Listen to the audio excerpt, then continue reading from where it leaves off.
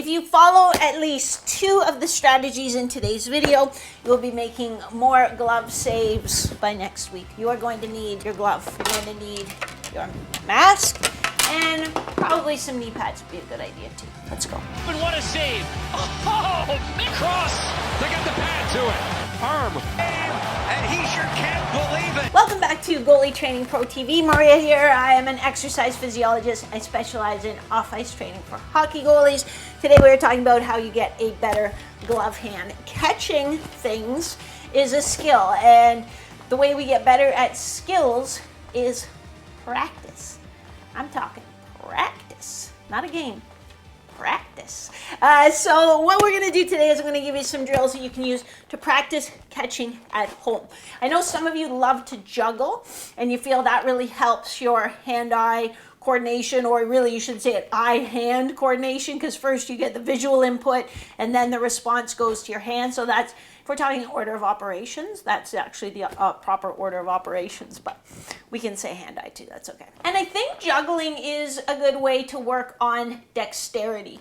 Juggling really is a lot about learning how to throw a ball with an appropriate amount of force in the appropriate direction so that you get the timing down. So juggling isn't so much, people are good jugglers. It isn't so much that their eye-hand coordination is that good, but they've got that pattern. They've got the timing down so that the ball just kind of flows. Now, if people are throwing things at you and you need to juggle, or it's a offset pattern, that adds a little more to it.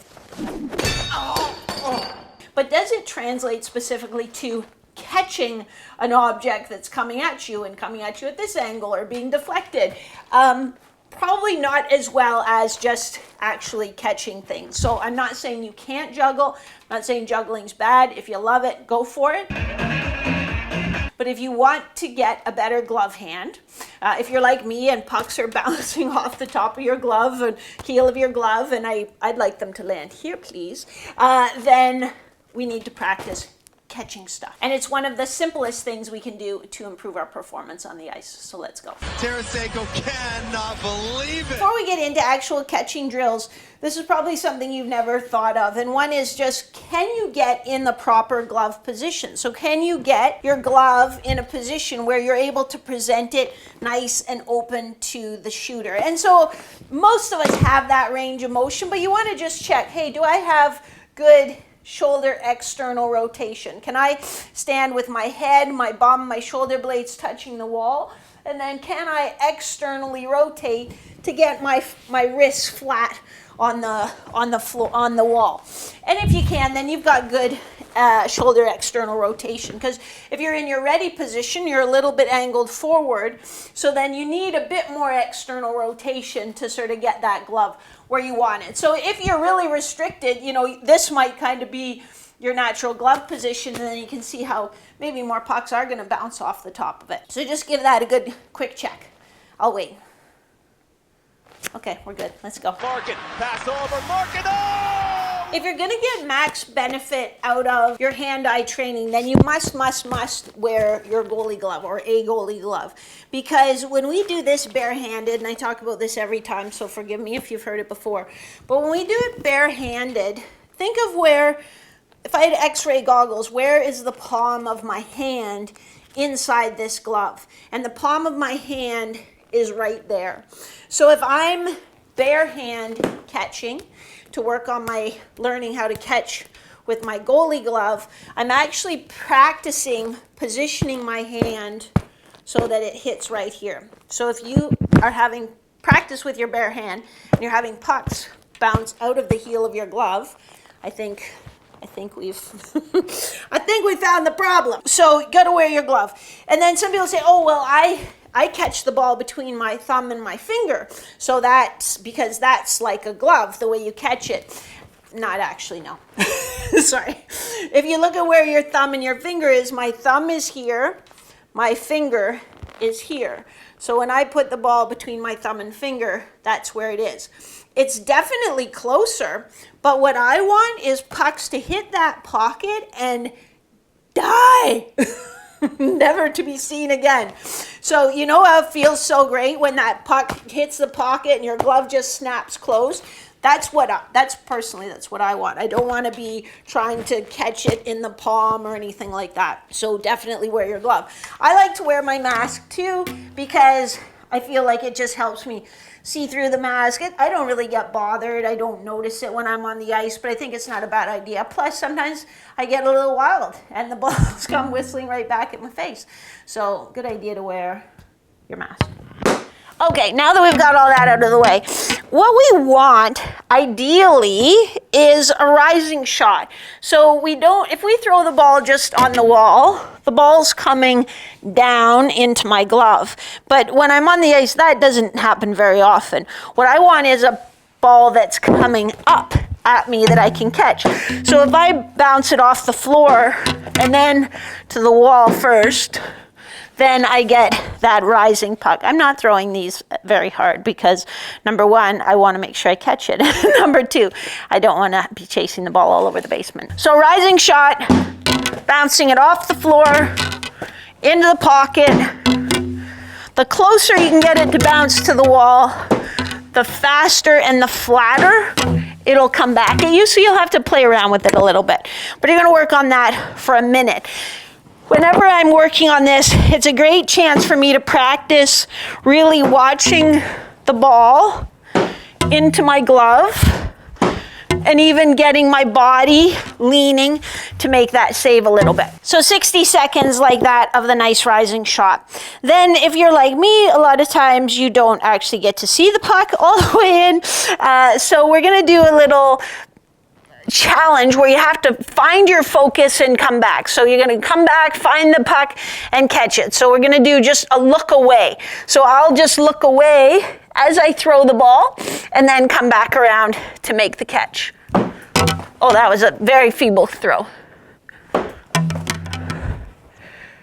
And I can look different ways. I find it harder to throw and look that way.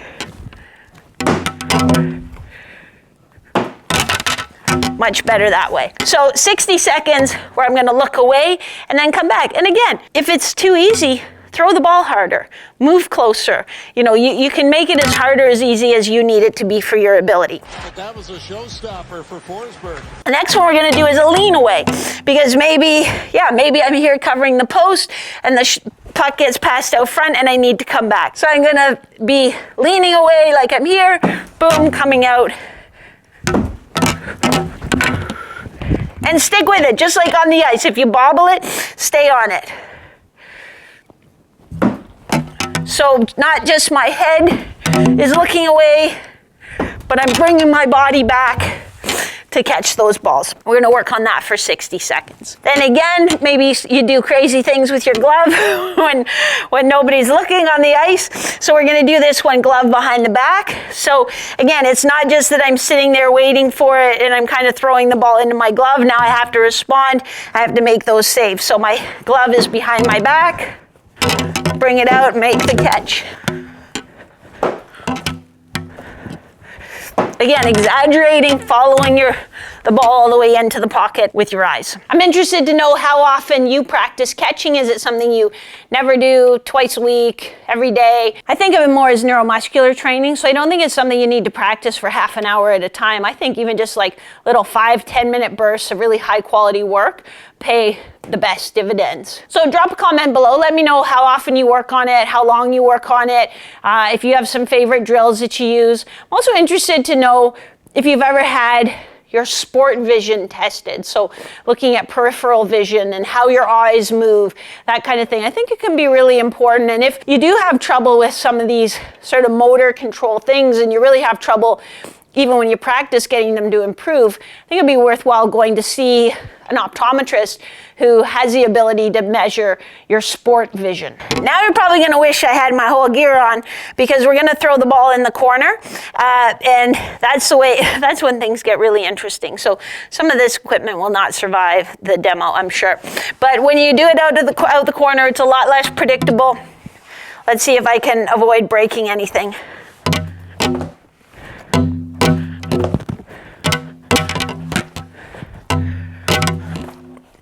Now you can see that then we get in the issue because I'm not throwing it off the floor first. If I practice more, you can do it. For me, it just gets very wild. So as you get better, practice it. But just having that sort of deflection, you're not exactly sure where it's going to go, that's going to add a nice element of neural complexity. When it comes to the tools that we can use for working on our catching, I do really like the lacrosse ball. I like it better than a tennis ball because it's a little heavier, so you can really feel it, sink into your glove. I think when it does hit the pocket, it's going to stay there. So I think that's a great tool. Downside of this tool, it can be noisy. It can leave marks on the wall. It can dent the wall if you have drywall. I'm lucky I have concrete walls here in the lab, but if you have drywall in the basement, make sure you ask before you start putting dents in the drywall. These are a couple little balls. This is called the lava ball. This is called the moon ball. And they're nice because they don't make a lot of noise. So like a really light noise. They don't mark. They come off the wall pretty fast. They're quite light. This one has little dimples. You see those dimples? And so that makes it bounce not crazy like a reaction ball. Sometimes the reaction ball, you can use a reaction ball too, but sometimes it'll just like hit the wall and like go sideways, and you spend a lot of time chasing it. I like these because they're a little less predictable, but not wild and quiet and light, and they won't mark the wall. So this is called a lava ball. It's quite predictable, a little bit unpredictable. When it gets hot or with something, this changes color, so that's pretty cool. But this is called the moon ball, and you just go on Amazon and search lava ball or moon ball. Then I love my catch ball. So the catch ball is, you can see it's got a bungee loop. This I'll put around my waist, and then the ball is on a little tether. So if I'm warming up at the rink or whatever, or when I travel and I'm staying in a hotel room and I don't want to be throwing a ball against the wall, I can do this. And I also, when I miss the ball, I don't have to go chasing it all over the floor. So it's a great tool. Let me show you how it works.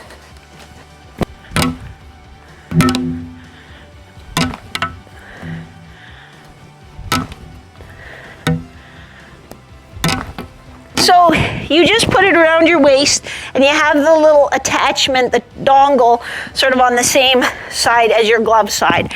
So really nice. It rewards you when you track the ball, when you kind of shift towards the ball. It's oddly enough, it's easier to catch. Other tools that I use, you've seen me use them in videos before. I've used the swivel vision goggles, which take away your peripheral vision. So I can't see anything out there. I really have to move my head to track and to follow the ball. So that's another handy little tool. You've seen me use the Skilz lightning bolt. It's over there in the corner. It's a great little tool. And I don't know, some people say, oh, the ball comes out too slow, it's too easy. I don't know what they're talking about. Like mine, they come out fast. Sometimes like 2 will come out rapid fire, like super fast. It isn't exactly predictable. Obviously the ball is going to come in a general area, but it's not the same every time. So it's a very light ball. It's about the size of a ping pong ball, which to me makes it hard. You have to really get it in the right spot, or it's just going to quickly bounce right out again. So that's another, it's a nice to have, not a must have, but it's pretty fun too. If you want to see a video review of that Skilz lightning bolt, then you can check out this video. If you want to see how you could add movement to some of your hand-eye training, or how you could incorporate those swivel vision glasses, or that take away the periphery, then this is the video you want to look at. So how was that? How did you like that? Did you smile at all? Did you think, I'm going to try that? Or did you think, holy smokes, Maria's really got a terrible glove hand? Or were you like, wow, did you see that huge glove save? Whatever it was. If you got any value out of this whatsoever, now it's time to hit the like button. Now's the time to subscribe. If you've already subscribed, you've probably already hit the bell, because that's what all the cool people do. Otherwise, I will say thank you so much for spending a little time with me. I sincerely appreciate it. I enjoyed it. You're looking great. I will see you next week. Same bad time, same bad channel.